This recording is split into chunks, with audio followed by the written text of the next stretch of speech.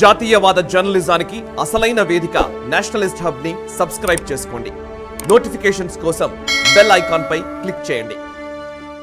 ఇంతకు ముందు కూడా కొద్ది రోజుల కిందట ఉదయనిధి స్టాలిన్ చేసినటువంటి వ్యాఖ్యలు దేశవ్యాప్తంగా సంచలనం సృష్టించాయి. ఆ తర్వాత అదే తరహాలో ఇప్పుడు ఏ రాజా అంతకంటే ఘాటైనటువంటి వ్యాఖ్యలు చేయడం ఏంటి? దీని యొక్క ఇంటెన్షన్ ఏమై ఉండొచ్చు? బీజేపీ అక్కడ ఎదుగుతుందని చూసి వారవలేక ఫ్రస్ట్రేషన్తో చేస్తున్నటువంటి మాటలుగా చూడాలా, లేకపోతే ఇంకా ఏమైనా ఇతర ఎజెండా ఏమైనా ఉందనుకోవచ్చా? ఇది కేవలం ఏ రాజా స్టేట్మెంట్ గా మనం చూడాల్సిన అవసరం లేదు. ఏ రాజా కానీ స్టాలిన్ అంతకుముందు స్టాలిన్ కానీ లేకపోతే ఉదయనిధి కానీ డిఎంకే లీడర్స్ అందరు కూడా విపరీతమైన ఒత్తిడికి గురవుతున్నారు అనేది స్పష్టంగా కనిపిస్తుంది. డిఎంకే అనుకున్నది ఒకటి, అవుతున్నది ఒకటి. వాళ్ళకి ఎదురే లేదు. కనీసము 35 నుంచి 40 సీట్లు తీసేసుకుంటాం మేమే. ఏఐడిఎంకే అనేది మాకు పోటీలో లేదు. గత కొన్ని దశాబ్దాలుగా రాజ్యం వెళ్తున్నాము. ఏఐడిఎంకే ఉన్నంత కాలమే మాకు పోటీ. ఇప్పుడు అదే లేనప్పుడు మాకు పోటీ ఏముంది?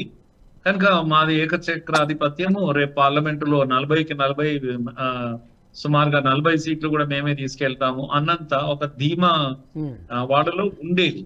అయితే చివరకు ఒకసారి పరిస్థితులు అన్ని తారుమవుతున్నాయి. టాప్ సీట్ టర్వీ అయిపోయింది. ఉల్టా పుల్టా అయిపోయినట్టు కనిపిస్తుంది వాతావరణము.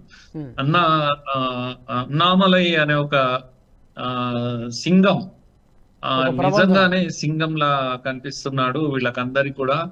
ఆ ఫ్రస్ట్రేషనే నాకు కనిపిస్తుంది వీళ్ళ లోపల. అందుకే ఈ మాటలన్నీ వస్తున్నాయి. ఒకటి అలా ఆలోచించాల్సిందే, అలా అనుకోవాల్సిందే. రెండో పాయింట్ ఏంటంటే, ఎందుకు వీళ్ళు రిపీటెడ్ గా సనాతనం పైన దాడి చేస్తున్నారు అంటే వీళ్ళ మైండ్ సెట్ ప్రాబ్లం. అది కూడా మొదటి నుంచి కూడా వీళ్ళు సైద్ధాంతికంగా కూడా హిందుత్వం పట్ల ఒక తెలియని ఒక వైరం వీళ్ళ మైండ్ లో ఉంది. ముఖ్యంగా ఈ కుటుంబమే, ఆ కుటుంబం మాత్రమే, బయట ప్రజల్లో లేదు తమిళనాడులో.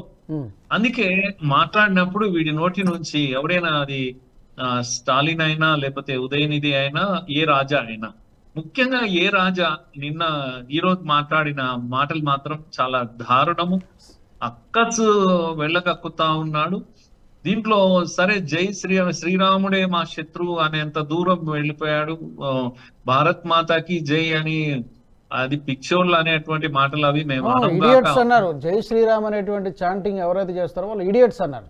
అంతకంటే ఐ థింక్ ఇక హిందువులందరినీ అవమానించినట్టే లెక్క.